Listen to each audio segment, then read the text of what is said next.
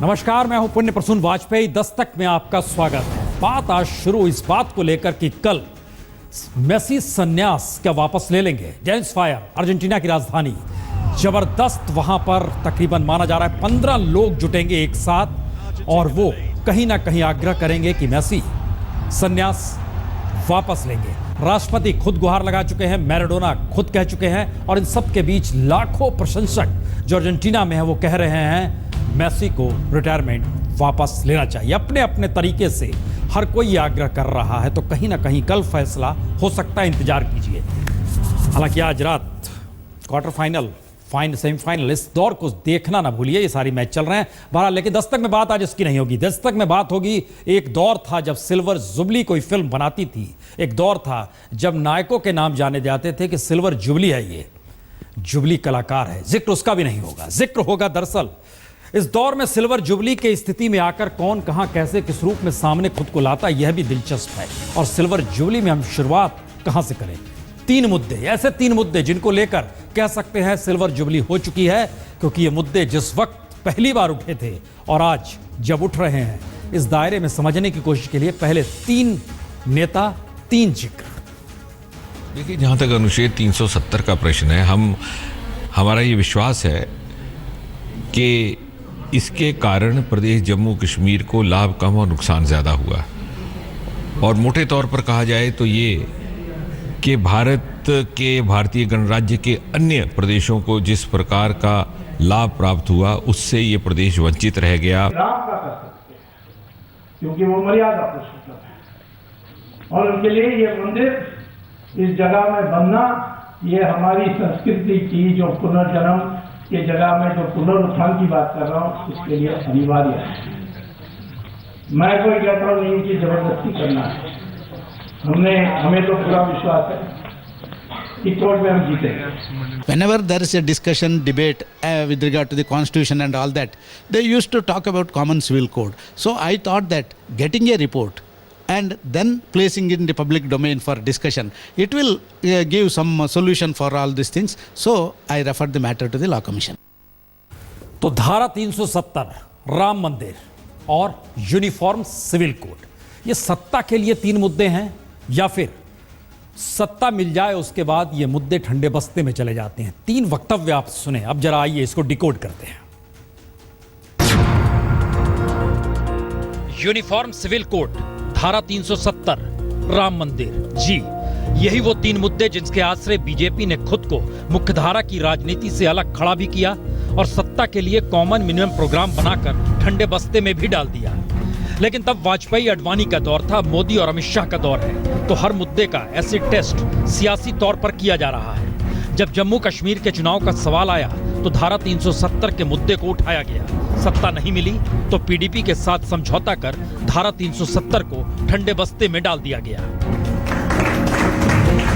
अब यूपी का चुनाव सामने है तो पिछले दरवाजे से सुब्रमण्यम स्वामी की एंट्री हुई और उन्होंने राम मंदिर का मुद्दा हवा में उछाल दिया, जिस पर संघ ने सहमति जताई और मोदी सरकार ने खामोशी बरती। अब जबकि यूपी चुनाव और नजदीक आ गए तो यूनिफॉर्म सिविल कोड का मुद्दा मोदी सरकार ने ही उछाल दिया। यानी वोट का ध्रुवीकरण कैसे हो, संघ का पारंपरिक एजेंडा कैसे जीवित रहे और सत्ता के लिए मौके पर किसी मुद्दे को हवा में उछाला कब जाए और ठंडे बस्ते में डाला कब जाए। कहें तो मौजूदा वक्त की सियासत यही हो चली है क्या? ये एक सवाल है, क्योंकि पार्टी हो या सरकार, हर किसी की निगाहें सत्ता के बनने बिगड़ने को लेकर ही टिकी है। इसीलिए आज यूनिफॉर्म सिविल कोड का राग भी अलापा गया। मोदी सरकार ने लॉ कमीशन से इस कोड को लागू करने के बाबत सभी पहलुओं की जांच को करने को कहा। नागरिक संहिता ये हमारा एक एजेंडा है, हमारा पार्टी का एजेंडा है। अभी गवर्नमेंट वो एजेंडा लेने के पहले ये सारा कम्युनिटी के एक रिपोर्ट लेकर फिर आगे जाना पड़ेगा। तो यूपी चुनाव तक सरगर्मी यूनिफॉर्म सिविल कोड के मुद्दे को लेकर भी रहेगी और बीजेपी ये जताने की पूरी कोशिश करेगी ही कि वो जनता से किए गए अपने वादे को निभा कर रहेगी। और बीजेपी को अच्छी तरह मालूम है कि समान नागरिक संहिता यानी यूनिफॉर्म सिविल कोड पर जितनी ज्यादा राजनीति होगी उतना फायदा उसे होगा।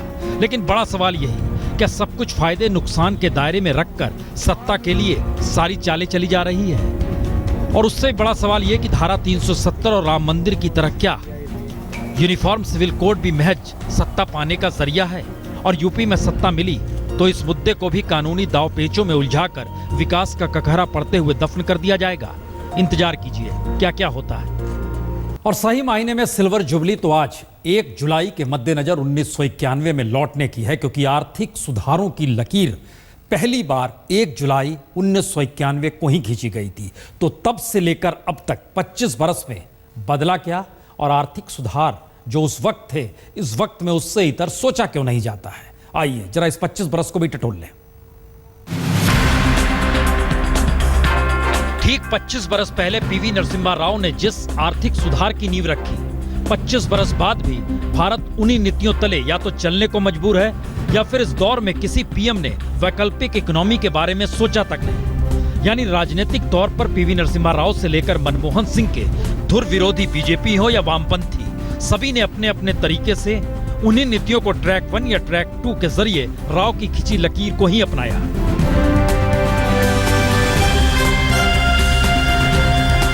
हालांकि पन्नों को पलटिएगा तो आर्थिक सुधार के साथ ही हर्षद मेहता कांड भी याद आएगा और तब वाणिज्य मंत्री रहे चिदम्बरम का इस्तीफा भी याद आएगा, और साथ ही यह भी याद आएगा कि कैसे मनमोहन सिंह की खिंची इकोनॉमी को जब ट्रैक 2 के जरिए वाजपेयी सरकार में वित्त मंत्री यशवंत सिन्हा ने खुले तौर पर अपनाया तो संघ के विरोध के चलते उन्हें भी कुर्सी गंवानी पड़ी।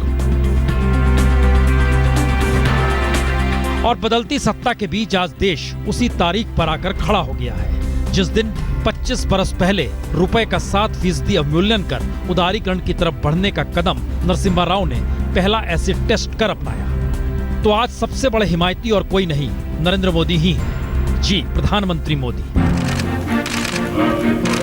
और इन बीते 25 बरस में देश की अर्थव्यवस्था ने आंकड़ों में तरक्की भी की, जिनकी तस्दीक स्क्रीन पर उभरते ये आंकड़े जरूर करते हैं। लेकिन सवाल आंकड़ों का नहीं, सवाल बाजार के साए में उस आम आदमी का है जिसे मुख्यधारा से जोड़ने की बात तो हुई, लेकिन वह पीवी नरसिम्हा राव से लेकर मनमोहन सिंह और अब प्रधानमंत्री मोदी के दौर में हाशिए पर कहीं ज्यादा ढकेला जा चुका है।